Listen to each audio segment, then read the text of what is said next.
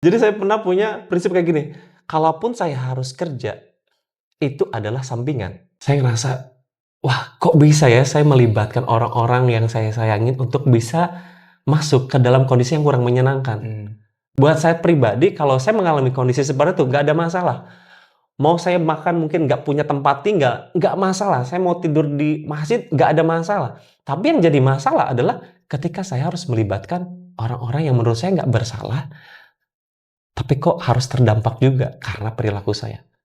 Untuk berbuat baik itu jangan sampai kita harus menunggu kita sukses dulu, kita besar dulu. Nah mungkin ini yang sering membuat kita terjebak ya, karena kita ngerasa, gue nanti bantu orang atau bersedekahnya kalau gue udah kaya raya. Enggak, tapi justru kita mulai, karena berbuat baik itu adalah habit.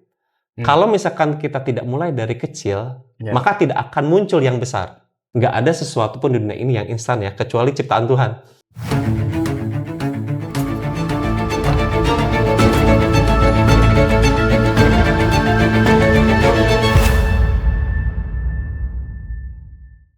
Halo Berdampak Peoples, kita kembali lagi di episode yang sangat spesial. Kali ini kita akan berdiskusi dengan narasumber yang sangat unik ya, Bro Rifki. Ya, beliau ini salah satu hero di It's Buah ya, yang punya visi sehat berdampak. Nanti akan kita gali lebih dalam karena beliau ini salah satu yang paling getol dalam memperjuangkan sehat berdampak di It's Buah. Oke, kita akan gali lebih dalam, tapi sebelum itu kita biasakan. Berdampak itu harus sehat. Harus sehat ya. Supaya kita bisa terus berdampak, kita harus sehat, kita minum jus dulu. Iya, kita minum jus dulu guys.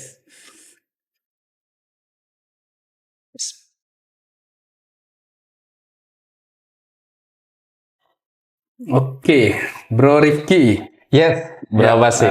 Ini salah satu hero di It's Buah ya, yang udah mengerjakan banyak aktivitas terkait dengan sehat berdampak. Tapi sebelum kita ngobrol ke sana, kita pengen tahu nih, audiens kita Berdampak People ini harus tahu Bro Rifki itu siapa sih gitu.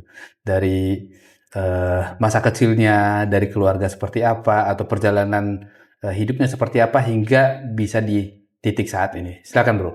Oke, pertama thank you banget Bro Pasi for having me ya. Sebuah kehormatan bisa diundang akhirnya ke podcast Sehat Berdampak ya, Berdampak Talks. Ya, ini mudah-mudahan bisa memberikan manfaat juga buat orang banyak ya. Karena ya tadi Berdampak Talks otomatis apa yang kita bicarakan, diskusikan hari ini mudah-mudahan bisa memberikan dampak buat teman-teman semua yang nonton juga. Oke, berarti dari kecil ya? Dari kecil. Dari keluarga, anak berapa? Dari keluarga. Saya itu anak kedua dari 4 bersaudara. Dan saya kebetulan anak laki-laki satu-satunya.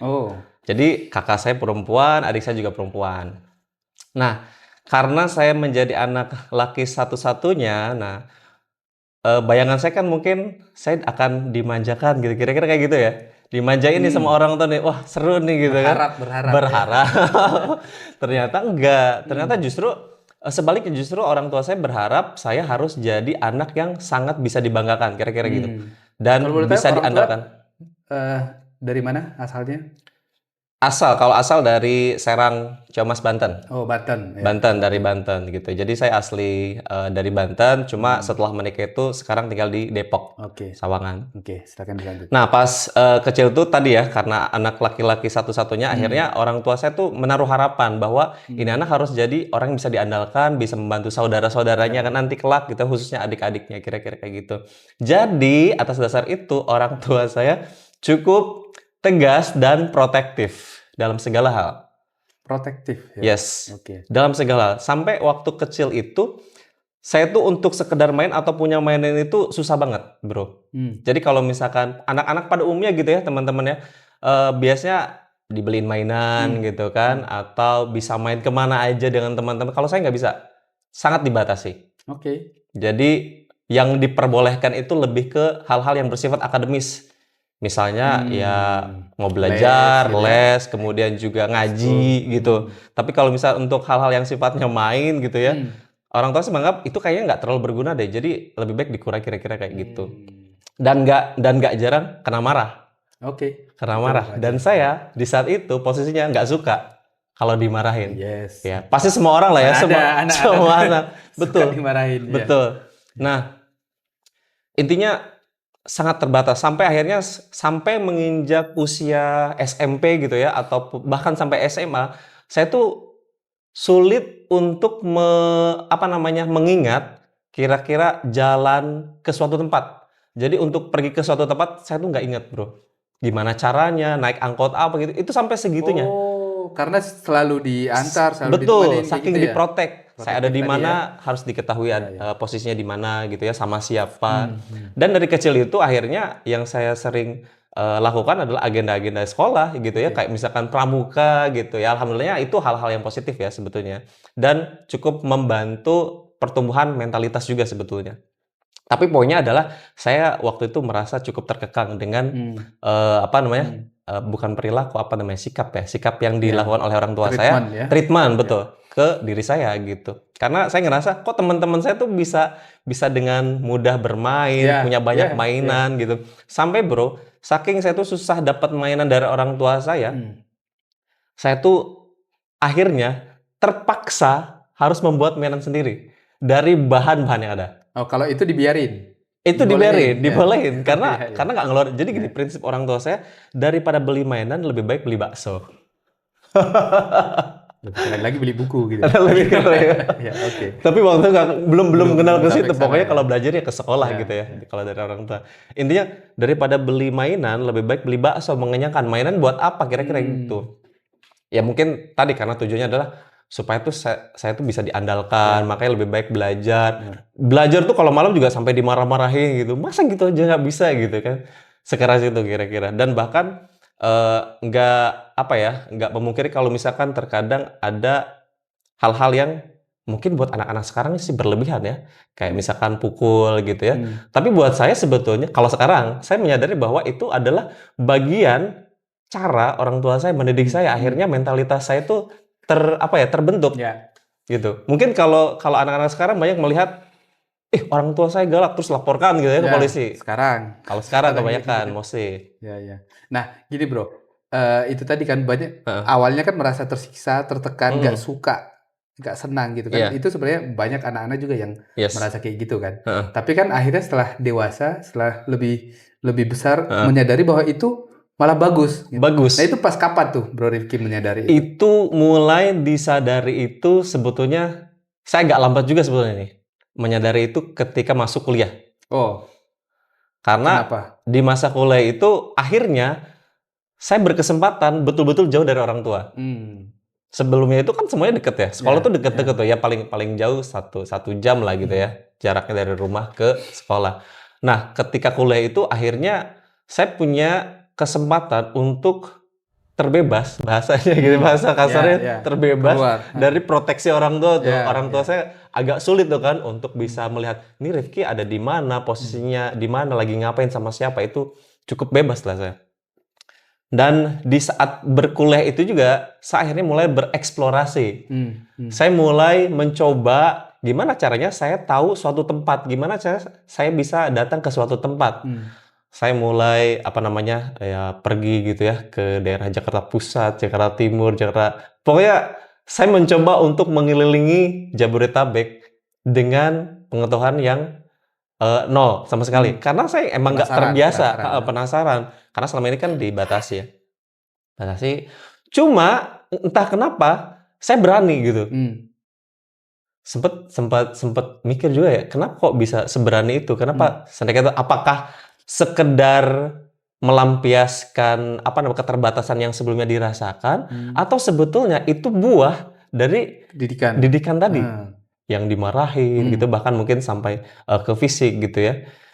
Tapi faktanya saya jadi berani waktu itu, berani untuk pergi, berani untuk mencoba hal baru, termasuk berwirausaha juga. Saya tuh bisa dikategorikan nggak terlalu banyak pikir panjang ya. Jadi kalau mau bikin usaha ya pikirin mau usaha apa ya, terus mulai gitu. Bahkan sampai saya tuh ngajak teman-teman saya juga, ngajak teman-teman saya juga untuk berwirausaha bareng, kira-kira kayak gitu. Yeah. Waktu itu pertama kali saya ngajak teman-teman saya tuh untuk jualan mainan di depan SD, persis di depan SD, dan itu di dekat kampus saya. Jadi ada SD sama ada SMP. Nah, di samping kampus saya di UIN Syarif Hidayatullah Jakarta. Ciputat ya. Ya, di Ciputat. Nah, saya jualan di situ, Bro. Di jam-jam kosong, di jam-jam gak ada kuliah. Itu belinya dari ASMK, atau ASMK ya, pasar ASMK ya. Pramuka ya? Di Kota Tua. Kota ya. Di kota, Nah, itu saya belanja di sana sama teman-teman. Pokoknya terkumpul, akhirnya langsung kita buka lapak. Bener-bener buka lapak kayak orang-orang jual mainan gitu loh. Bukan bukalapak.com ya? Bukan. Bukan. Nah, di situ kita jualan. Tapi itu nggak berlangsung lebih dari 2 minggu. Pokoknya 2 minggu itu udah selesai, dan itu kita bergantian. Nah, kenapa akhirnya itu berhenti? Jadi saya tuh kan sebetulnya waktu itu mengumpulkan orang-orang bahasanya tuh bintang kelas semua, mostly. Gitu. Karena saya berpikir, wah ini bintang-bintang kelas nih, pinter berarti gitu kan. Pikir saya kayak gitu. Jadi makanya saya ajak. Nah, ketika dalam waktu rentang 2 minggu itu berlalu, kita akhirnya menghadapi UAS kan. Nah, karena teman-teman saya di bintang kelas, otomatis mereka lumayan fokus untuk mempersiapkan UAS tadi. Akhirnya jualannya terbengkalai. Nah, karena terbengkalai ya udah akhirnya kita putuskan, udah deh, kita daripada nggak dijankan sama sekali gitu ya, kemudian juga nggak bisa ganti-gantian, ya udah mending ini kita cukupkan aja. Kita cukupkan, kemudian akhirnya kita bagi-bagi tuh uang hasil penjualannya. Saya lupa tepatnya, tapi kurang lebih kalau nggak salah saya dapat sekitar 20 ribuan gitu. Tahun? Itu tahun 2010. Ya lumayan lah ya. Lumayan Bakso lah ya. masih 5.000 kayaknya. Iya, bakso kayaknya masih segituan ya. Waktu itu saya sama teman-teman saya kurang lebih ada 5 orang kalau nggak salah. Nah, Sekitar 5 orang, jadi berarti cuma ada 100 ribuan something segitu ya. Kita bagi sekitar 20 ribuan gitu ya, dapat. tapi kan at least nggak rugi kan? Masih ada yang dibagi, itu udah keren tuh. Ya, terus dari situ ya saya nggak berhenti karena ternyata setelah saya memulai itu saya ngerasa, oh saya cocok nih kayaknya di berdagang. Gitu, karena dari awal saya masuk kuliah saya tuh kayak punya tekad, saya selain pengen lepas dari orang tua secara apa namanya fisik proteksi gitu ya, tapi saya juga pengen terbebas secara finansial. Mandiri. Wah, pokoknya nyari kerjaan freelance gitu. Bahkan sempat saya masuk ke ranah MLM, ke ranah MLM juga, tapi ujungnya sih saya nggak lanjut ya, karena ngerasa nggak cocok dan merasa tertipu ya. Terlepas apakah nanti sistem atau caranya itu salah atau benar, poinnya adalah saya merasa tertipu. Jadi bisa jadi sebetulnya MLM-nya benar-benar aja mungkin ya. Cuma waktu itu saya merasa tertipu. Perasaan saya tertipu nih, karena saya sudah mengeluarkan uang dan waktu itu dijanjikan kalau mengerjakan. Jadi waktu itu bikin ngelemin kertas teh celup gitu, Bro. Gitu, sekotak katanya 50.000 ya. Saya minta dong, ya udah saya minta langsung banyak aja kotak, tapi nggak dikasih, nanti katanya kalau misalkan udah selesai terus ngajak orang. Nah, cuma yang ngajak orang itu nggak dikasih tahu awalnya. Cuma suruh diselesaikan, setelah saya bawa ke sana, terus ternyata harus ngajak orang. Karena itu saya ngerasa nggak cocok lah ya, lebih tepatnya nggak cocok. Pokoknya berbagai macam lah, bahkan sempat masuk kerja yang dimintain uang dulu tuh. Oh iya, banyak itu. Ya, sedangkan waktu itu uang jajan saya itu sebulan 500.000. 500.000 itu udah harus untuk kosan juga. Kosan waktu itu 250, otomatis saya sebulan itu cuma punya 250.000. 250.000 coba bayangin. Saya pakai juga tuh untuk yang si teh celup tadi itu, saya tuh bayar di awal 250.000. Otomatis saya nggak punya uang dong, Bro. Iya, nggak punya uang. Dan akhirnya mau nggak mau, saya tuh kan orangnya malu ya kalau ngomong sama orang tua untuk minta uang. Jadi saya nggak ngomong ketika uang saya tuh habis waktu itu. 500.000 tahu untuk kosan plus untuk bayar si MLM. Akhirnya saya cuma makan seadanya yang ada di kosan. Kebetulan kan saya nyetok beras ya. Ya udah saya masak beras aja. Masak beras pakai garam, pernah pakai makan itu pakai saus aja. Gitu. Kemudian juga pernah juga kayak, tahu nggak, Bro, yang snack-snack yang apa sih, kacang polong itu yang hijau-hijau itu, yang dibungkus kecil-kecil, itu juga pakai, ya itu saya jadiin lauk tuh, buat makan pas keadaan kondisi saat itu. Jadi, dan saya ngerasa saya biasa aja, maksudnya saya nggak ngerasa yang saya susah banget gitu, kok saya perih banget gitu. Waktu itu nggak ngerasa sampai segitunya, cuma memang saya melakukan itu, gitu. Nah, terus saya coba flashback lagi. Nah, salah satu yang sering menguatkan mental saya itu adalah sebetulnya nasihat-nasihat dari ibu saya. Jadi memang ibu saya itu latar belakangnya bukan, sebenarnya dibilang orang nggak punya juga nggak juga, tapi dibilang orang Punya juga ya, nggak juga, Ya. biasa aja lah. Ya, pas-pasan Cuma maksudnya. Pas butuh ada. Apa ya? Cuma memang ibu saya juga dididik sama orang tuanya itu juga untuk lebih rendah hati gitu dan lebih mau berusaha. Jadi Ya. kalau misalkan ibu Ya. saya tuh mau jajan ya harus berusaha sendiri. Ya. Nah, hal tersebutlah yang sering disampaikan ke saya oleh ibu saya tuh. Jadi mama saya selalu bilang, ya Rifki kalau misalkan manggilnya Kiki kalau misalkan mau dapet uang ya usahalah gitu kan. Makanya waktu kecil tuh juga kayak ngambilin ada cengkeh gitu karena di rumah kan ada kebun. Jadi saya metik-metikin, yaitu kemudian dijemur, keringin, nanti kering dijual ke pasar baru saya dapat uang. Kira-kira kayak gitu diajarinya. Bener-bener bukan harus merasa ya. Kita tuh nggak boleh merasa malu dengan aktivitas apapun yang sifatnya halal gitu. Ya, Selama ya. itu halal lakukan Ya. aja, dan kalau memang mau punya uang ya silakan lakukan gitu. Pekerjaan yang bisa menghasilkan uang tersebut termasuk tadi ngumpulin cengkeh dan sebagainya. Terus pala kayak gitu-gitu ya. Jadi dari kecil terbiasa tuh manjat-manjat pohon, manjat kelapa, manjat pohon cengkeh, manjat Kelapa pohon orang. pala. Kenapa? Kelapa orang. Kelapa orang. Jadi kita beli, kita ambil, Jual ke pasar gitu ya. jual ke pasar. Cuma itu Dapat kelapa margin. orang itu lebih punya saudara sih karena di belakang tuh kebunnya kebun-kebun saudara kan. Ya udah. Kayak gitu-gitu. Nah, terus kembali tadi ke masa si kuliah tadi. Kenapa akhirnya kok saya ngerasa saya biasa aja, saya nggak merasa yang saya tuh kayak rendah banget gitu. Enggak, maksudnya, oh seru ya ternyata. Satu saya senang menjalankan agenda berwirausaha tadi itu. Yang kedua, saya merasa cukup bisa melewati hal-hal seperti itu karena dari awal saya sudah di brainwash gitu kali ya. Bahasanya sama ibu saya itu bahwa ya kamu harus mau berusaha. Bahkan ketika kamu menikah pun bukan berarti nanti kamu berdiam diri di rumah terus enaknya meminta atau nyuruh-nyuruh istri kamu gitu. Kamu juga bahkan harus bisa bantu bekerja sama gitu ya. Tugas rumah itu tugas bareng-bareng bukan tugas istri aja. Kira-kira kayak gitu. Jadi nasihat-nasihat positif tuh banyak banget dari mama khususnya. Lebih banyak dari mama ya? Dari mama. Nah, ya. kalau dari papa saya itu lebih ke mentalnya itu. Mental dan Karena fisik.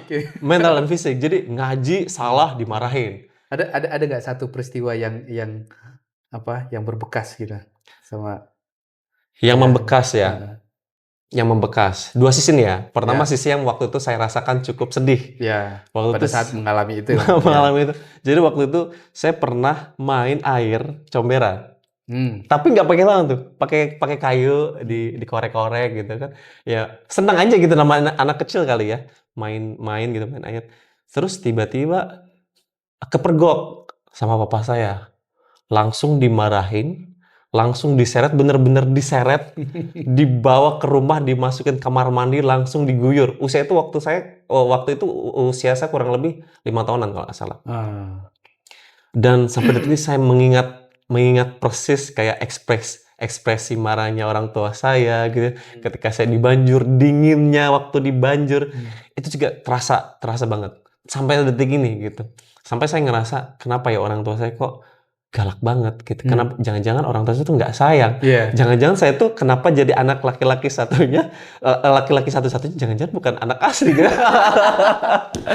Anak kecil kan kalau lihat anak tetangga itu nggak sebegitunya gitu ya. Iya.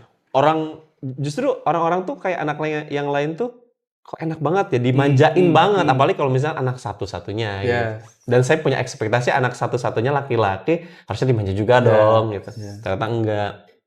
Dan pernah juga saya melakukan kesalahan gitu. Saya juga pernah ditampar gitu ya, dan itu juga cukup membekas. Tapi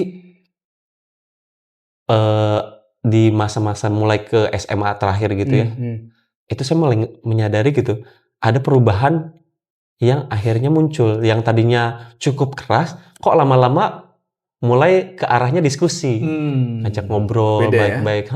Berbeda itu cara cara berkomunikasinya gitu. Entah mungkin karena nggak enak juga karena saya udah gede atau ada alasan lain, saya nggak tahu. Tapi ada perbedaan cara menyikapi dan cara berkomunikasi itu.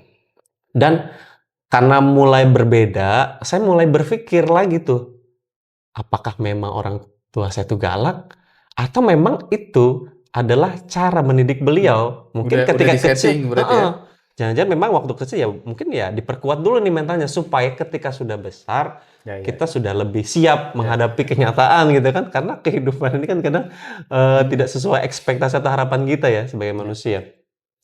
Nah, dari situ saya mulai mikir dan sikap papa saya itu juga lebih lebih aware aja gitu, kayak gimana Ki gitu, pas kuliah tuh, gimana Ki ada uang jajan masih ada apa enggak gitu. Walaupun tadi ya saya tuh nggak enak, jadi saya nggak minta dan kalau nggak diomongin juga saya nggak akan bahas kira-kira gitu. Tapi si papa saya ini selalu pas 2 minggu sekali lah seenggaknya, gimana masih ada apa enggak. Walaupun nggak ada ya saya bilangnya tetap ada aja gitu, ada masih ada gitu. Perlu dikirim nggak Itu gitu. beruntung tuh orang tuanya kayak gitu. Biasanya kan Dibiarin masih ada aja. dibilang enggak.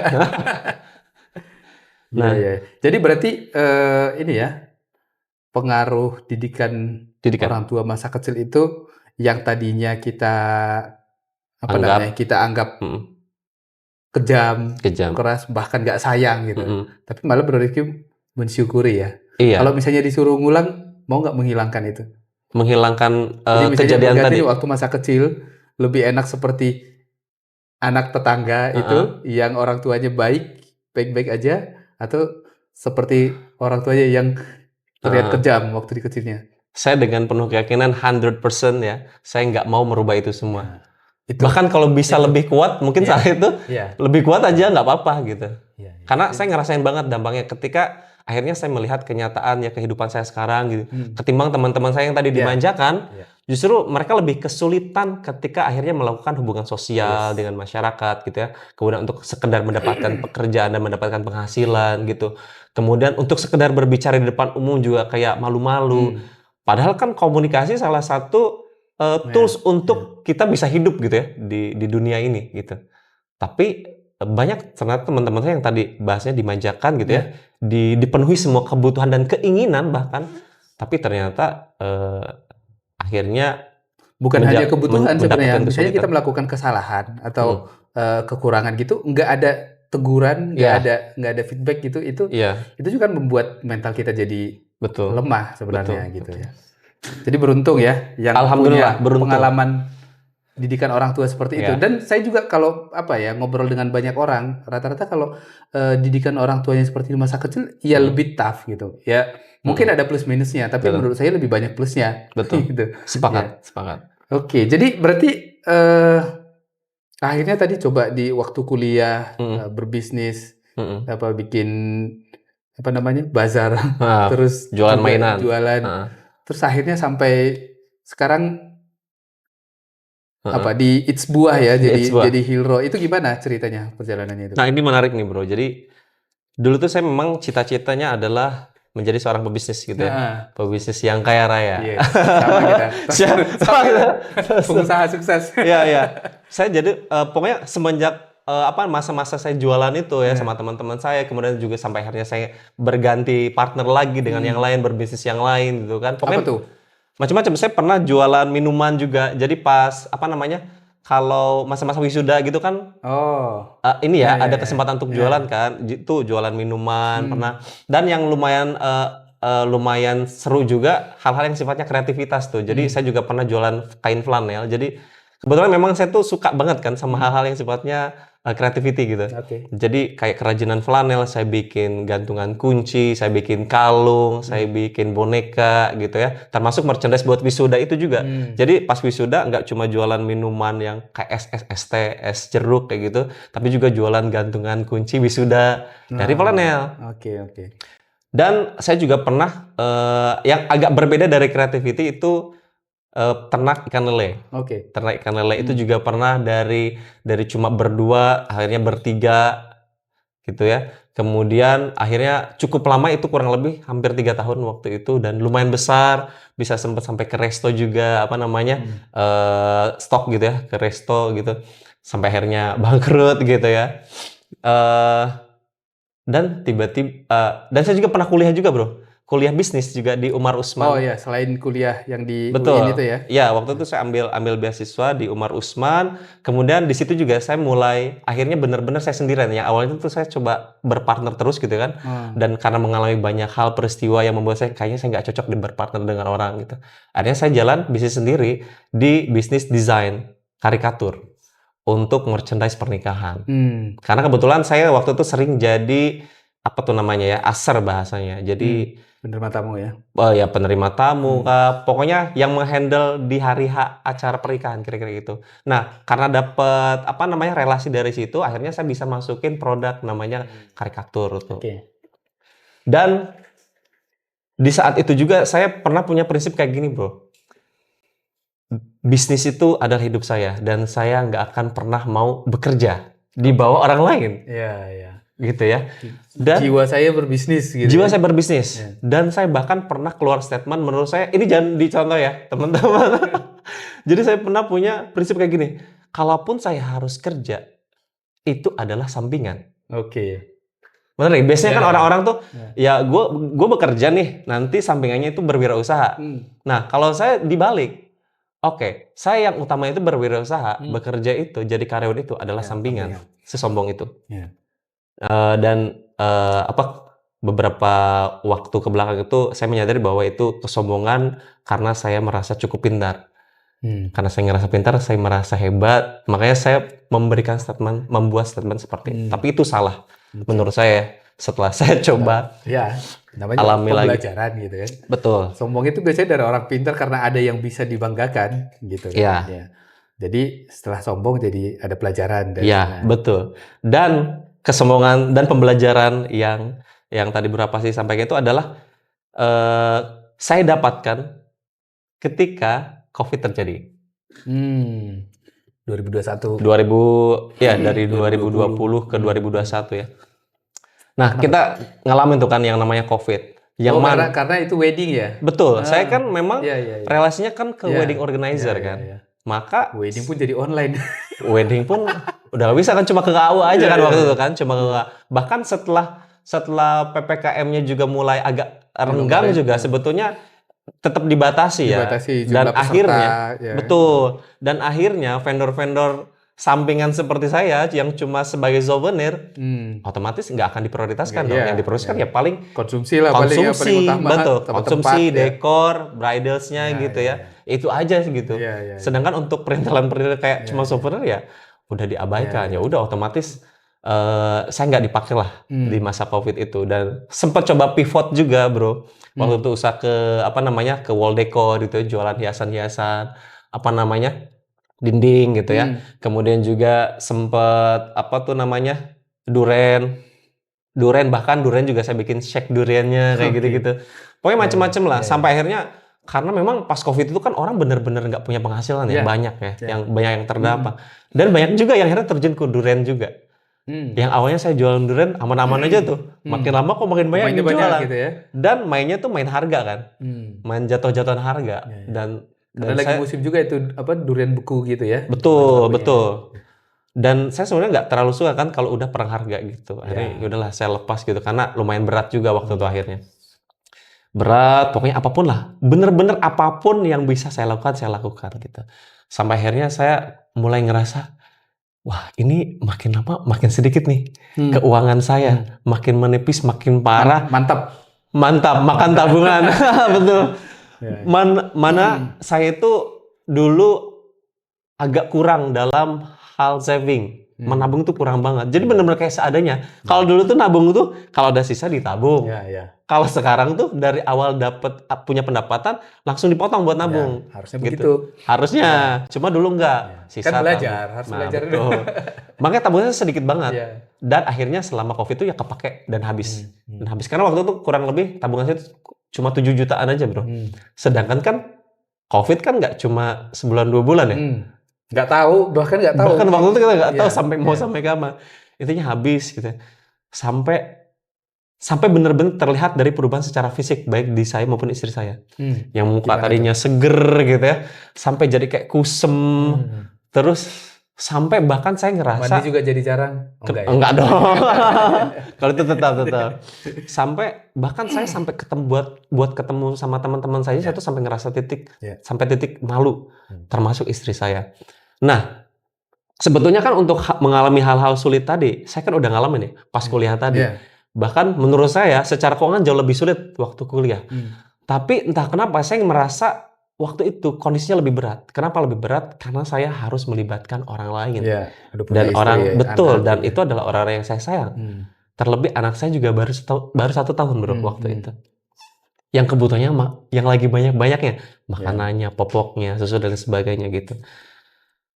Saya ngerasa, wah kok bisa ya saya melibatkan orang-orang yang saya sayangin untuk bisa masuk ke dalam kondisi yang kurang menyenangkan.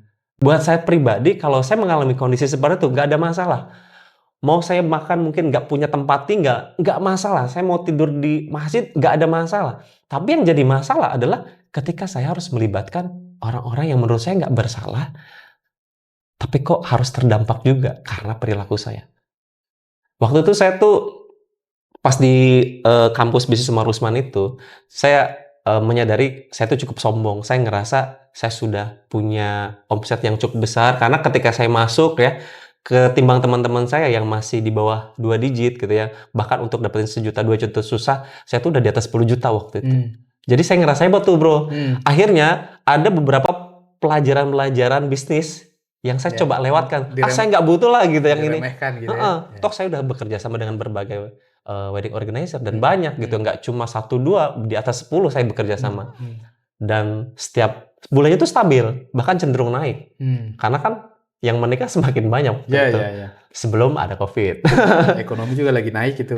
Iya, betul. Karena sombong, akhirnya saya nggak mempelajari hal-hal yang menurut saya nggak perlu. Jadinya ketika COVID itu datang, itu jadi kerasa banget. Yang tadinya teman-teman saya tuh di bawah saya ya bro ya, yang tadi cuma dapat 1-2 juta aja tuh susah banget. Tiba-tiba pas COVID naik, mereka di digital. Wah, iya. Karena yang saya tinggalkan untuk digital. Di kampus itu paling banyak belajarnya digitalnya. Digital marketingnya. Itu yang kamu remehkan. Dan saya lewatin, saya remehkan. Akhirnya saya bener-bener nggak bisa ngapa-ngapain tuh. Ya pokoknya bener-bener berjuang kayak jatuhnya lebih ke kerja keras bukan kerja cerdas lah kira-kira kayak gitu. Nah, tapi pun seperti itu, saya akhirnya tetap kekeh kayak mencoba menyampaikan ke sini, saya pasti masih bisa nih berjuang gitu dengan berwirausaha. Saya masih yakin saya bilang kayak gitu. Tapi ternyata nggak kunjung datang tuh ya harapan-harapan itu. Sampai akhirnya istri saya tuh selalu bilang, udah kali nggak apa-apa, coba kerja lagi, coba melamar CPNS, coba ngegojek juga, maksudnya ngegojek dulu juga nggak apa-apa, terus juga atau melamar pekerjaan apapun lah nggak apa-apa, yang penting ada penghasilan dulu gitu. Tapi ya karena keras kepala tadi ya, ngerasa ya gitu, karena melihat bahwa berwirausaha itu nggak cuma sekedar bisa, tapi merasa derajatnya lebih tinggi ketimbang masa harus jadi menurunkan derajat Betul. jadi karyawan gitu ya. Iya, seegois itu. Seegois itu. Sampai akhirnya saya udah ngerasa, waduh kayaknya udah terlalu jauh nih saya membawa istri dan anak saya itu ke titik yang terlalu rendah buat saya, karena kayak buat makan tuh udah bener-bener susah gitu. Ya udah deh gitu. Akhirnya sorry ya bro ya. Nggak apa-apa. Pokoknya di tahap ada tisu gak? saya kalau ingat masa-masa itu lumayan cukup sensitif bro. Ya, itu bisa menginspirasi banyak. Thank you. Ya. Sorry ya teman-teman.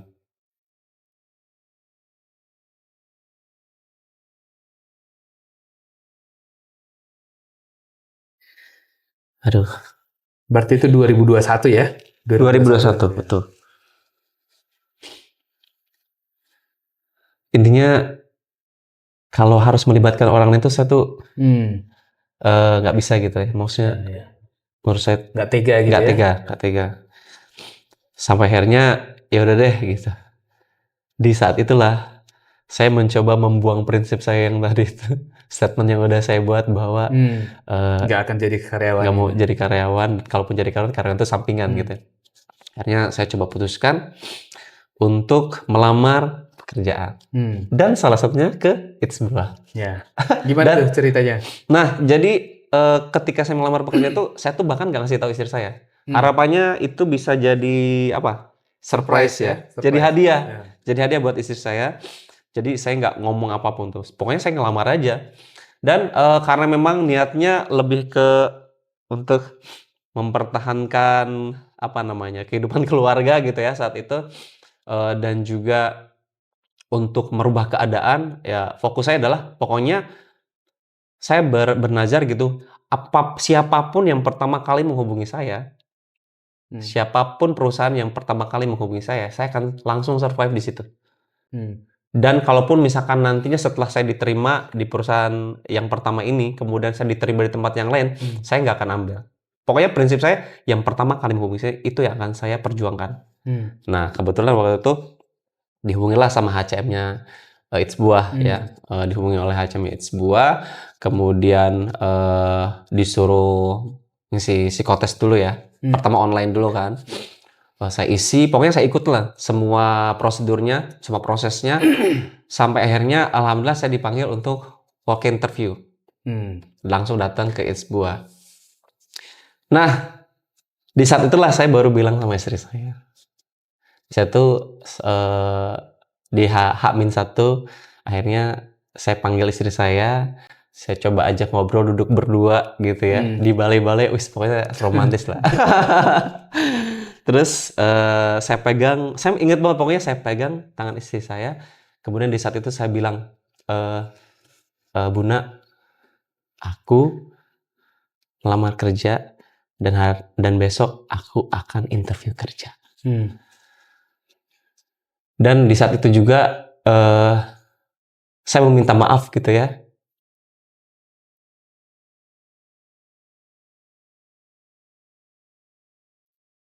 Minum dulu bro. Biar segar. Ya biar segar ya.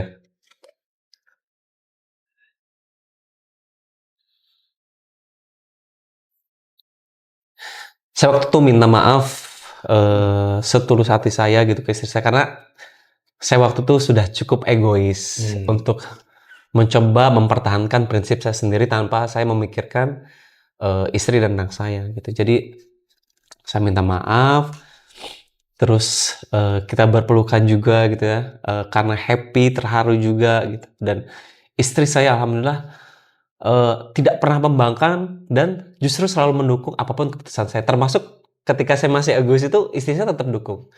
Gitu. Jadi buat saya istri saya itu adalah separuh dari hidup saya, yang membuat akhirnya saya masih mau berjuang gitu ya, masih mau bertumbuh gitu, dan masih mau karena kalau nggak dapat melanjutkan support di situasi seperti Betul. itu kan kadang-kadang bisa fatal. Betul. Bisa ke keluarga atau ke diri kita. Betul. Nah, ini di masa-masa seperti itu butuh support dan Betul. Dan saya sangat bersyukur. Ya. Alhamdulillah pokoknya udah saya sampein gitu ya, kita happy. Kemudian ya udah setelah itu besoknya saya datanglah ke It's Buah dengan penuh kebingungan karena kantornya kan mirip rumah ya. Mungkin teman-teman kalau tiba-tiba walk interview gitu ya, datang ke sebuah perusahaan, terus perusahaan ternyata bentuknya rumah, pasti kan curiga ya. Apalagi saya juga pernah ngelamar kerja juga sebelumnya gitu, dan ya mostly ya bentuknya kantor gedung gitu. Ya proper lah buat kantor ya, gitu. bayangannya ya tempat kerja itu seperti itu. Gitu. Iya. Ini jangan-jangan tempat nipu nih. Gitu. Jangan-jangan ntar pas saya masuk, saya dimintain uang lagi. Atau penampungan buat apa tuh? Human trafficking gitu. TKW. Tapi ya udahlah, maksudnya kayak ya saya sudah pegang prinsip kalau misalkan yang pertama kali menerima ya saya akan perjuangkan, ya udah Bismillah aja deh gitu ya, Bismillah tawakal tu ala Allah gitu ya. Kalaupun ternyata ditipu ya udah tinggal cari lagi yang lain gitu kan. Cuma saya masuk alhamdulillah gitu ya. Kemudian langsung duduk di hall gitu ya waktu itu ya, karena waktu itu dikumpulin di hall. Dan di situ akhirnya menjalankan walk interview, kemudian juga ada tes chat gitu ya. Bahkan waktu itu berapa sih Benjamin Sainmon. Tapi waktu itu saya belum tahu tuh kalau berapa sih itu adalah CEO-nya. Ya saya pikir oh ini karyawan juga kali gitu ya. Bantu-bantu lah. Bantu-bantu. Nah waktu itu akhirnya dibantu juga karena waktu itu handphone saya nge-lag atau gimana gitu saya lupa. Jadi dibantu ya. Jadi thank you banget. Makasih banget ya. Coba kalau nggak lulus ya, saya iya, rugi iya. ngasih HP-nya. Udah, pokoknya saya ikutin semua prosedurnya, semua prosesnya, pulang gitu. Kemudian kayaknya nggak lama ya, sehari 2 hari itu besok itu langsung ya. Itu. Karena itu angkatan apa itu fast track. Mm, mm, Jadi mm. apa ada lumayan ramai juga kan pada saat itu ya? Iya, lumayan ramai Bikin banget waktu pas bareng-bareng. angkatan saya. Kita harus selesai dalam 3 hari gitu. Iya, Langsung berproses. iya. Pokoknya alhamdulillah ternyata diterima. Wah, saya kasih kabar itu kan kabar gembira ya. Saya kasih tahu juga ke istri saya, alhamdulillah aku diterima dan besok udah mulai probation gitu. Ya. Jadi itu lumayan, kalau seingat saya hampir 20 orang yang kita ambil cuma 3 ya karena saya ya. Iya, 4. Cuma yang satu itu memang langsung kurang dari seminggu itu langsung hilang. Karena nggak tahu alasannya, saya lupa juga sih. Pokoknya waktu itu akhirnya 3 yang memang lanjut gitu ya. Ada saya, ada Jonathan, sama satu lagi saya lupa namanya. Ada cewek lah satu. Jadi 2 cowok. Nah itu yang enggak, ya kan? Tadinya kan 2 kan, yang rambut pendek sama kerudungan tuh. Oh iya. Yang rambutnya pendek itu langsung tuh kurang dari seminggu. Yang kalau kerudungan itu dia masih masuk dulu tuh jadi EHC sebulan 2 bulan kalau nggak salah. Terus gimana perasaannya bro? Setelah dari entrepreneur jadi kerja terus di Eats Buah gimana tuh? Waktu itu sejujurnya di saat itu ya pertama kali masuk kayak iya gimana tuh? ya udahlah ya buat nyambung hidup dulu, nanti ngumpulin uang gitu. Masih kayak gitu, ngumpulin uang, nanti kalau udah kekumpul uangnya ya udah saya resign gitu kan, resign terus jalan usaha lagi gitu. Nah, singkat cerita akhirnya saya masuk tuh kan. Pertama kali saya masuk waktu itu masih di marketing strategis dulu.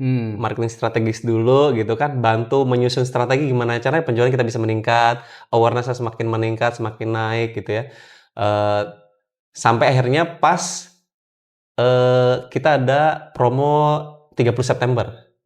G30S. G30S, gerakan 30 September. Tapi bukan yang PKI ya guys. PKI-nya. Jadi waktu itu kita ada promo. Walaupun saya di marketing strategis, akhirnya saya waktu itu ikut sebagai EHC jualan. Tapi bukan jadi EHC, maksudnya ikut aja jualan gitu, bantu.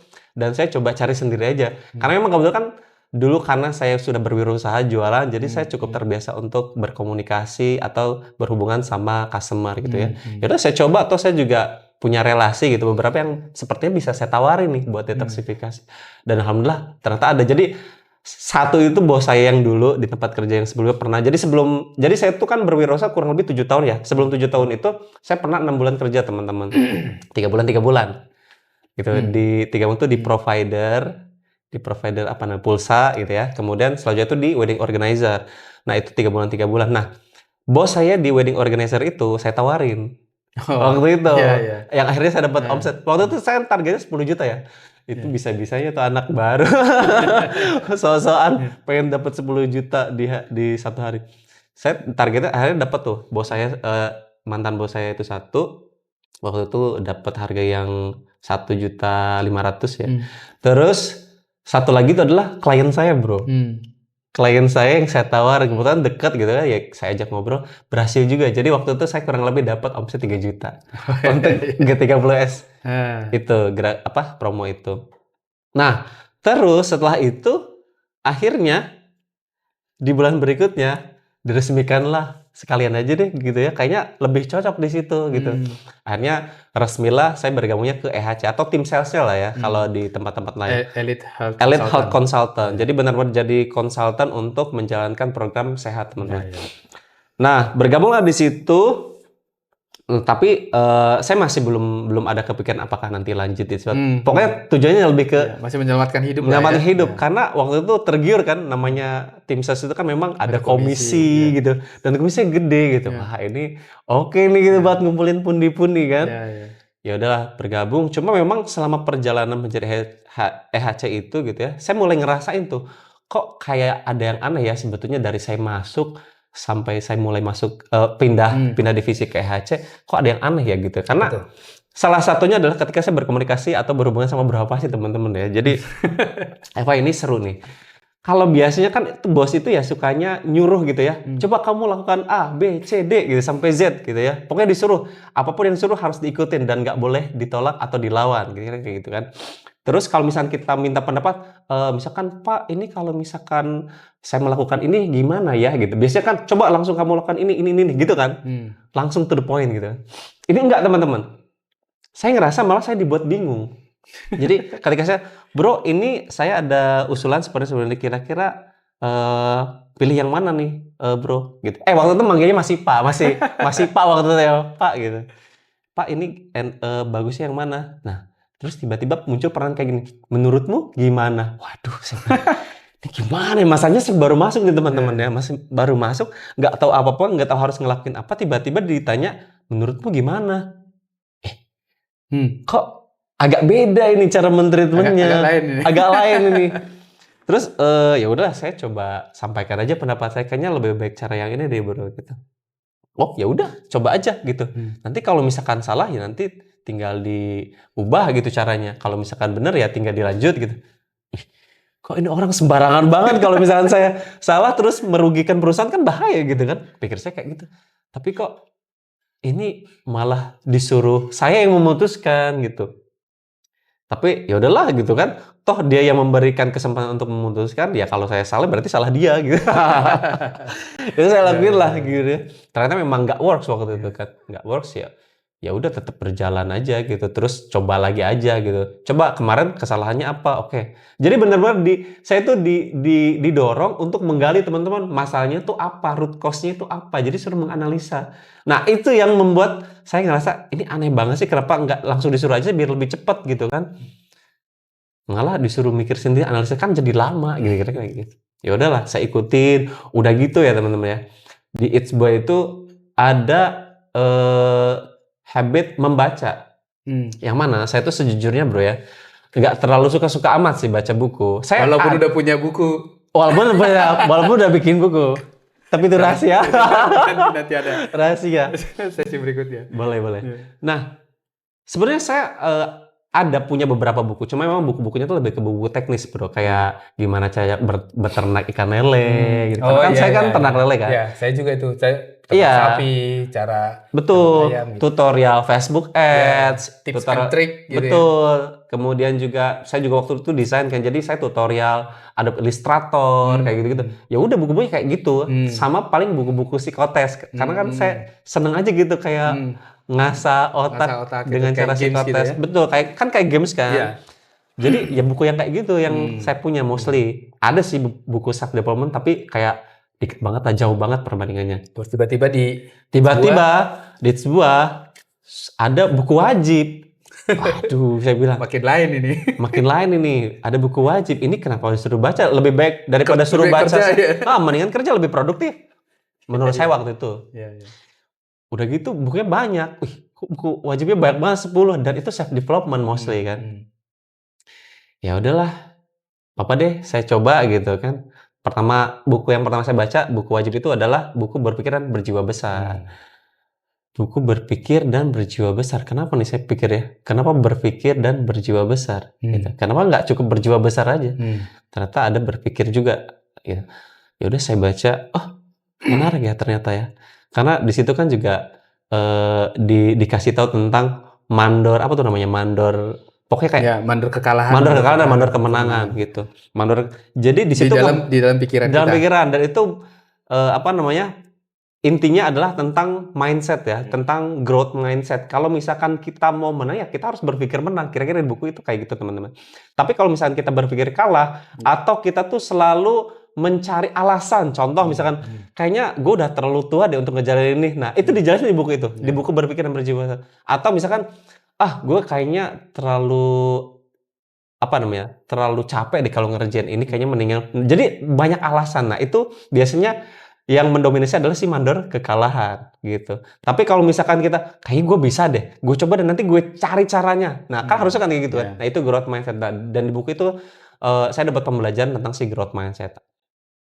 Tapi masih belum terbiasa. Karena kan baru kan. Itu Bacanya juga masih karena diwajibkan aja. Karena diwajibkan. Karena waktu itu jadi KPI anyway teman-teman ya. Di mana biasanya KPI kalau sales itu ya omset gitu. Ini KPI-nya itu salah satunya adalah baca buku. Karena nah masalahnya kalau baca bukunya itu nggak dilakukan teman-teman ya, bonus saya bisa dipotong. Berpengaruh ke bonus. Berpengaruh ke bonus. Ya udahlah saya baca, jadi masih agak terpaksa. Tapi setelah baca sebenarnya, oh ternyata berapa sih tuh kalau ngomong yang tiba-tiba ngalor ngidul. Maksudnya saya nggak terlalu paham ya. Maksudnya ngalor ngidul itu kayak bahasanya tuh kayak kok filosofis banget, abstrak banget gitu. Ternyata ada di buku ini. Oh ini maksudnya. Habis itu baca buku yang lain lagi gitu kan. Jadi kalau saya ngomong buku wajib itu kan sebenarnya itu anggap aja saya yang ngomong tapi lewat buku itu. Gitu. Jadi mereka yang dulu. agak overclaim ya sebetulnya. Nah, udah tuh saya baca buku. Apalagi buku berikutnya itu bro, itu agak membuat saya trauma sedikit sih.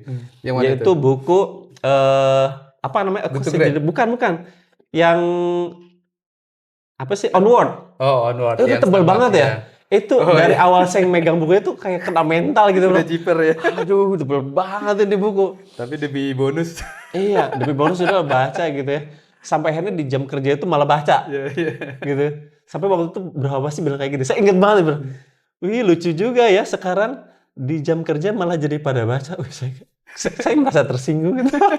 Wih, ya juga sih ini kan waktunya kerja ya. Kenapa waktu bacanya nggak pas jam istirahat atau pas lagi di rumah gitu. Soalnya waktu itu lagi ngejar halamannya bro. Ya, gitu. Karena ada target mingguan ya kalau salah ya. Tapi ternyata bukunya menarik. Kenapa tuh? Karena di situ si Howard itu menjelaskan ya. Cerita bagaimana dia membuat Starbucks gitu kan dari awal sampai akhir gitu, yang dari kecil sampai besar, sampai dia juga akhirnya mengalami turbulensi lah di situ ya, yang tadinya kopi kok tiba-tiba jadi kayak kue dan sebagainya, kok baunya jadi berbeda dan sebagainya, sampai dia sempat akhirnya mengundurkan diri jadi CEO, kemudian dipimpin yang lain, kemudian si Starbucks nilai-nilainya menurun menjadi berbeda sampai akhirnya dia balik lagi, kemudian dia bangun lagi timnya. Dan enaknya itu bukunya itu kayak novel teman-teman. Jadi teman-teman kalau misalkan suka novel, baca Onward itu kayak belajar bisnis tapi dengan cara baca novel itu pasti seru. Buat teman-teman yang suka novel pasti bakal cocok banget. Gitu. Jadi di antara buku-buku wajib itu apa yang paling disuka? Kalau yang paling suka sebetulnya ada satu Man's Search for Meaning. Yang kedua itu sama Start With Why. Start With Why. Yes. Kasih bocoran. Nah, kalau Start With Why itu poinnya adalah teman-teman kalau misalnya kita ingin sukses ya, kita harus tahu persis apa yang menjadi tujuan kita. Kenapa kita melakukan itu gitu. Kenapa sih misalnya contoh saya ngumpulin uang gitu ya. Kenapa saya ngumpulin uang? Tujuan utamanya itu apa? Apakah karena uangnya? Atau di balik uangnya itu, dengan uang tersebut kita mau melakukan apa? Nah itu tujuannya. Jadi why-nya. Start With Why itu kan ada golden circle ya. Jadi ada why di bagian tengah. Kemudian setelah itu ada how ya. How. Why, how, what. Ya, why, how, what. Jadi why-nya itu apa? Jadi apa sih yang melatar belakangnya teman-teman melakukan semua ini gitu ya. Kemudian how-nya bagaimana caranya. Kemudian what itu adalah hasil dari apa yang kita lakukan dari how gitu. Jadi jangan dibalik ya. Kalau kebanyakan kan orang gue pengen punya duit nih gitu. Langsung udah jualan ini. Iya, langsung jualan ini. Padahal kalau misalkan kita fokusnya langsung ke uangnya atau misalkan ke how-nya gitu ya, nanti pasti terjebak. Dan kalau udah terjebak ketika ngerasa kayaknya ini nggak cocok, wah itu langsung tuh. Langsung di saat itu juga kita bisa gagal. Bisa tinggalin.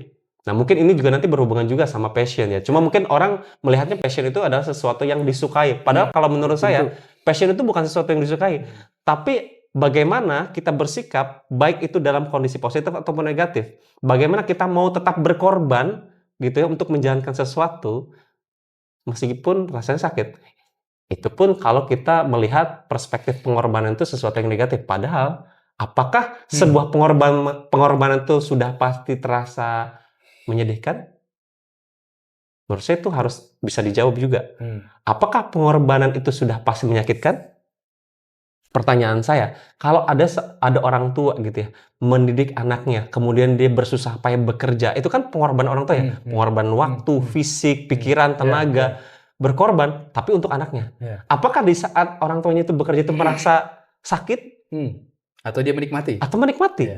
Karena ada why-nya kan? Betul, karena ada why-nya. Nah, jadi passion itu sendiri juga, pengorbanan itu sendiri juga jangan dilihat dari satu sisi yang kok negatif ya, kok kita harus berkorban. Padahal belum tentu yang namanya pengorbanan itu penyakit itu belum tentu. Bisa aja di pengorbanan itu akan sangat menyenangkan, tergantung si why-nya tadi. Jadi itu teman-teman yang mau menggali apa namanya why-ku apa ya, bagaimana aku bisa menemukan why-ku, bisa baca buku Start With Why, dan ada sebenarnya ada Find Your Why juga, itu bisa dibaca juga. Itu how-nya ya. How-nya. Find Your Why. Oke, jadi kan tadinya kan mau kerja untuk menyelamatkan hidup, menyelamatkan keluarga, dan juga masih tetap ya palinglah beberapa bulan atau maksimum 1 tahun nanti berbisnis lagi. Tapi akhirnya sudah berapa lama bro di sebuah? Udah 3 tahun lebih. Nah itu kenapa, dan apa yang membuat Bro Rifki masih bertahan hingga saat ini? Apa sih yang membuat berbeda sebelum masuk It's Buah sampai sekarang gitu? Ada benang. Jangan ini ya, jangan subjektif ya. Iya. Ini objektif teman-teman, tenang ya.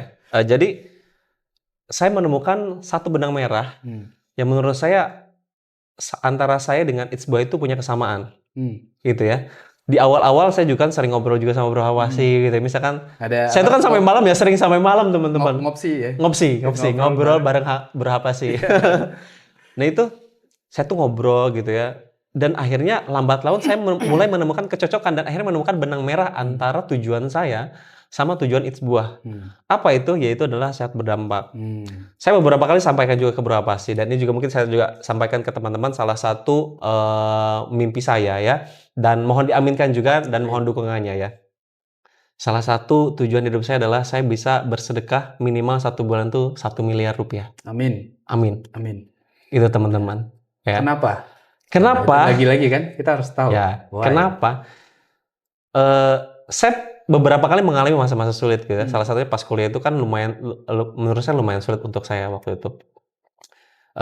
Kesulitan keuangan gitu, mencoba berbagai macam hal untuk bisa memenuhi kebutuhan tersebut gitu. Tapi kok kayaknya susah banget. Sampai suatu ketika tuh berapa sih saya ada pengalaman saya tuh yang udah susah banget gitu ya, dapat apa untuk bisa makan. Saya ke warteg gitu ya. Kemudian saya ke warteg, kemudian saya beli nasi gitu ya, tapi cuma sama sayur. Saya bilang, Bu, saya beli nasi dibungkus sama sayur. Oke, dia bilang, oke, sayurnya apa? Sayurnya waktu itu sayur pare. Saya pokoknya mikir yang saya tuh pare itu. Udah termacet kayak gitu ya, karena pahit. Sampai pare, oke gitu. Terus saya minta, Bu, tambahin kuah. Ya, iya tambahin kuah. Terus ibunya nanya, lauknya mau apa? Saya bilang, gak usah Bu, saya bilang kayak gitu. Terus, kenapa? Dia bilang, waduh, ini orang kepo juga. Ya udah saya samain. Nggak apa-apa Bu, uangnya nggak cukup, saya bilang gitu. Oh gitu. Ya udah nih saya tambahin lauk. Saya dikasih lauk bro. Entah kenapa saya happy banget. Seneng banget ya ternyata ya, dibantu. Nah ini masih dibantu nih. Seneng banget saya waktu itu dibantu. Padahal cuma sekedar ngasih tambahan tempe aja bro, lauknya. Tapi saya seneng banget.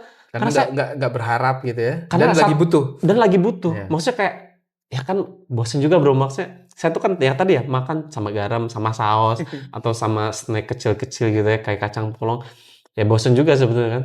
Ya udahlah saya coba pakai sayur gitu, dan nggak ada uang lebih, ternyata dikasih lauk itu, dan saya sangat berterima kasih lah.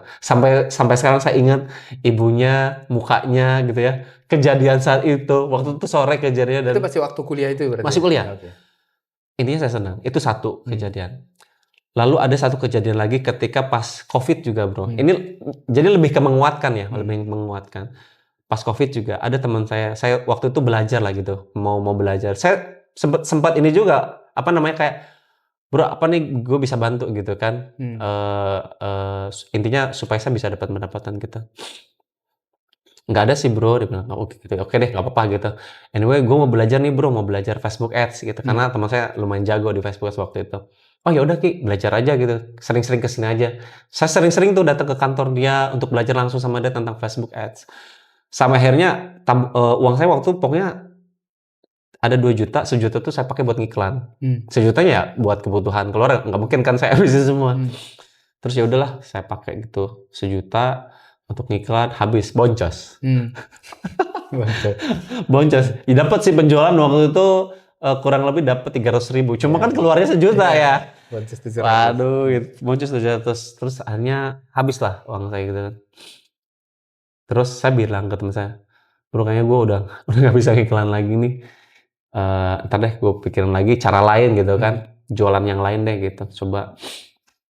Nah, tiba-tiba, oh gitu bro gitu. Kata teman saya, namanya Cak Moko. Wah ini Cak Moko, thank you. Terus tiba-tiba dia nanyain rekening.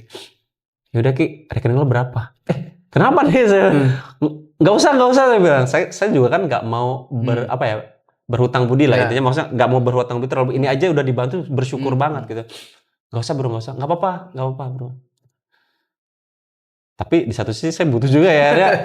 Karena saya mikir, wah saya ada keluarga nih yang harus saya hidupi gitu. Yaudah, oke deh. Saya kasih gitu nomor rekening, transfer sama dia 1 juta. Tapi bro, tapi Cak, ini gue nggak tahu nih bisa balikin kapan. Udah tenang aja, dia bilang. Kalaupun misalkan emang lo ada duitnya, nggak apa-apa lo silakan balikin. Tapi kalau nggak ada, nggak apa-apa, nggak usah dibalikin. Dia ngomong kayak gitu. Itu di posisi COVID, saya lagi nggak punya duit, bro. Digituin kayak happy banget. Semakin merasakan bahwa kebaikan orang itu akan menyenangkan orang lain. Dan saya sudah ngerasain itu. Dan dari awal, dari kecil, orang tua selalu ngajarin setiap lebaran bro, itu selalu kita tuh mengundang anak yatim untuk berbagi gitu ya. Dan itu selalu ditanamkan. Jadi awalnya tuh saya cuma tahu, oh ya kita sebagai manusia harus berbagi. Tapi kan ya karena maksudnya keluarga sebenarnya bukan orang yang nggak mampu, tapi juga bukan orang yang kaya juga gitu. Tapi selalu ada agenda itu, setiap tahun rutin gitu. Jadi saya berarti membantu orang itu adalah sebuah keharusan sebetulnya ya, gitu ya. Kewajiban gitu. Tapi saya belum benar-benar merasakan gitu. Apa sih yang dirasakan ketika orang tuh dibantu, dan saya ternyata merasakan dibantu itu sangat menyenangkan gitu. Dan membuat kita apa ya? Kayak wah hidup ini life must go on gitu. Harus dilanjutin nih gitu. Supaya saya bisa jadi kayak dia.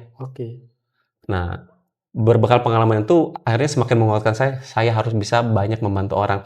Nah, terfikirnya salah satunya itu how-nya ya, tapi poinnya adalah saya ingin membantu sebanyak-banyaknya. Nah, dari poin membantu sebanyak-banyaknya itulah saya melihat benang merah. Karena kan saya ngeliat visi misinya oke banget ya di It's Buah ini. Walaupun sebetulnya saya sempat ragu juga gitu ya ketika bergabung, visinya oke nih, berkomitmen menjadi penggerak pola hidup sehat alami yang memiliki dampak positif terhadap lingkungan dan sosial gitu ya. Kemudian juga misinya, kemudian ada berbagi sehat, kemudian ada dukung petani lokal, kemudian juga ada ramah lingkungan. Menurut saya ini oke banget nih, tapi sepemahaman saya yang saya alami gitu, banyak juga yang mereka mencantumkan visi misi itu sekedar formalitas atau hiasan dinding gitu ya. Nah, pas saya bergabung di sebuah, ternyata kan berbagi saya itu beneran dilakukan gitu ya.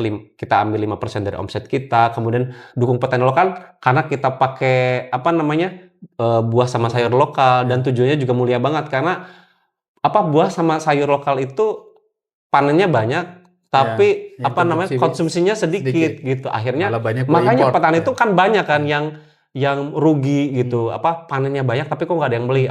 Otomatis nggak kejual, dan ya mereka jadi rugi malah, kira-kira kayak gitu. Nah, menurut saya ini oke banget nih gitu. Dan menurut saya untuk bisa bersedekah tadi ya 1 miliar per bulan tuh saya mulai nggak fix dalam bentuk uang gitu. Bisa aja dalam bentuk bantuan lain. Termasuk di sebuah ini kan ada agenda berbagi sehat. Itu juga sebetulnya materi ya bentuknya. Akhirnya oh iya ya, berarti sebenarnya saya sedang berkolaborasi nih sama It's Buah. Nah, sejalan ya sama. Iya, dan yang tadi ya, jadi nggak cuma formalitas, nggak cuma hiasan dinding, dan benar-benar dilakukan.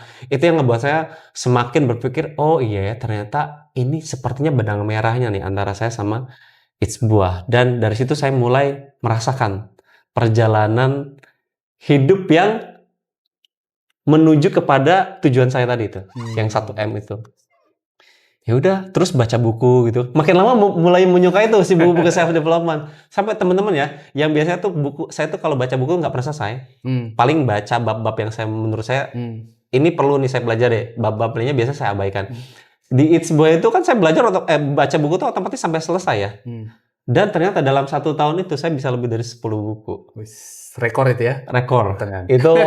Itu keren banget sih. Dan dari situ saya juga jadi dapat banyak wawasan baru ya. wawasan baru, pengetahuan baru, yang itu membantu saya semakin memahami si sehat berdampak tadi, si visi It's Buah. Dari situlah saya ngerasa, oke, berarti cocok banget nih antara tujuan saya sama tujuannya It's Buah. Dari situlah saya melihat benang merahnya dan sampai sekarang berlanjut. Jadi apa yang mau dicapai lagi kira-kira? Jadi kalau tadinya kan pengen jadi pengusaha, terus akhirnya terdampar di It's Buah, dan yang ya tadinya skeptis juga, tapi akhirnya udah cukup lama ya, udah 3 tahun lebih. Terus next apa yang ingin dicapai, Bu? Next tentu akan jauh lebih banyak dampak yang bisa saya berikan gitu ya. Jadi patokannya adalah kalau misalkan sekarang, let's say kalau kita ngomongin uang, kalau sekarang udah bisa 10 juta, ya berarti next harus bisa 100 juta. Kalau udah bisa 100 juta, ya tadi yang 1M per bulan itu ya. Dan seterusnya. Karena Pokoknya berbagi sebanyak mungkin. Berbagi Jadi sebanyak 1M per bulan itu maknanya bukan hanya di rupiahnya ya, Betul. tapi di kualitasnya itu sebanyak-banyaknya. Gitu. Iya, bahkan kalau bisa lebih dari 1M, itu lebih bagus lagi gitu. Jadi saya menganut prinsip di Islam itu ada sebuah hadis, khairunas anfa'uhum linas. Artinya itu sebaik-baiknya manusia adalah mereka yang memberikan manfaat bagi manusia lainnya. Jadi itu yang akan saya pegang terus. Seperti itu. Amin. Amin. Amin. Mudah-mudahan tercapai. Nah sekarang Bro, coba ke berdampak people. Apa nih closing statement dari Bro Rifki untuk supaya kita itu apapun yang kita lakukan sebenarnya kita bisa berdampak dari apapun yang sedang kita kerjakan saat ini, dan kalau bisa kita jangan hanya mikirin diri sendiri lah gitu kan, dengan egois gitu. Gimana sih supaya kita bisa semakin banyak yang berdampak? Semakin banyak yang berdampak ya. Teman-teman gitu ya. Pertama saya tidak bermaksud untuk menggurui gitu ya, karena menurut saya semua orang bisa jadi guru gitu, dan kita bisa saling berbagi ilmu untuk menambah wawasan, menambah pengetahuan, menambah pengalaman juga. Nah kalau dari saya sendiri ya, bagaimana akhirnya kita harus bisa memberikan dampak terhadap orang banyak, karena menurut saya hidup itu adalah sebuah kesempatan yang Tuhan berikan kepada kita semua. Nah, kesempatannya itu untuk apa? Kalau misalkan di Islam itu bahwa tugas manusia itu adalah untuk beribadah. Nah, ibadah itu konteksnya dua sebetulnya. Konteksnya satu, hubungan kita dengan Tuhan ya, secara spiritual. Yang kedua adalah hubungan kita dengan manusia, yaitu secara hubungan sosial. Jadi sebetulnya dua-duanya harus kita jalankan. Itu yang pertama. Nah, otomatis kalau misalkan kita punya dua hal sebagai tujuan kita ya, tadi spiritual dan hubungan sosial, maka menurut saya selayaknya manusia yang sudah diberikan kesempatan harus menggunakan kesempatan tersebut. Itu jangan sampai kesempatan tersebut disia-siakan. Karena apa? Bukan berarti Tuhan itu nggak mampu untuk bisa memberikan banyak kebaikan gitu ya ke banyak orang, banyak manusia di dunia ini. Nggak mungkin lah Tuhan nggak mampu melakukan itu. Pasti mampu gitu. Cuma Tuhan memberikan kesempatan kepada kita manusia yang diturunkan ke bumi untuk menjalankan hal-hal tersebut. Jadi menurut saya, kalau saya pribadi menjalankan ibadah gitu ya, atau berbuat baik, itu bukanlah semata-mata karena saya merasa, wah kebaikan itu adalah sebagai bentuk keren-kerenan gitu ya, bentuk hebat-hebatan. Enggak, justru kita nggak hebat. Kita menjadi hebat kalau kita mampu memanfaatkan kesempatan yang sudah diberikan tadi ya, dengan cara tadi berbuat baik sebanyak-banyaknya gitu ya. Tadi kalau di It's Buah tadi ada berbagi sehat, dukung petani lokal. Dan untuk berbuat baik itu jangan sampai kita harus menunggu kita sukses dulu, kita besar dulu. Nah, mungkin ini yang sering membuat kita terjebak ya, karena kita ngerasa gue nanti bantu orang atau bersedekahnya kalau gue udah kaya raya. Enggak, tapi justru kita mulai, karena berbuat baik itu adalah habit. Kalau misalkan kita tidak mulai dari kecil, maka tidak akan muncul yang besar. Apa jaminan kalau kamu udah besar? Betul. Jangan-jangan masih merasa nggak cukup. Oh, kayaknya masih kurang. Atau tergoda dengan hal-hal duniawi lainnya. Jadi, lebih baik dimulai ketika masih sedikit. Karena kalau sudah terlatih dari hal-hal yang kecil, maka untuk menuju ke hal-hal yang besar itu jauh lebih mudah. Nggak ada sesuatu pun di dunia ini yang instan ya, kecuali ciptaan Tuhan. Karena Tuhan Maha Kuasa. Bim salabim. Nah, kita manusia, kita makhluk yang lemah gitu ya. Kita banyak kekurangan. Tapi di satu sisi kita adalah makhluk yang sempurna. Jadi untuk bisa menjadi sempurna, maka lakukanlah berbagai kebaikan. Jadi berdampak itu adalah kesempatan, dan berdampak itu bisa dimulai dari sejak sekarang. Dari hal kecil. Setuju. Terima kasih. Sama-sama. Thank you, bro. Salam sehat berdampak ya. Oke, kalau di akhir kan biasanya kita akan bagikan jus ya kalau narasumber dari luar. Tapi karena ini Hilro kan, kita udah ada aktivitas Yes. yang reguler malah ya, Hilro in Action ya. Nanti sebagai narasumber nanti bisa ini Bro Rifki jadi memimpin salah satu aktivitas Hilro in Action-nya kita. Oh, siap laksanakan. Oke, sampai ketemu di episode berikutnya. Thank you.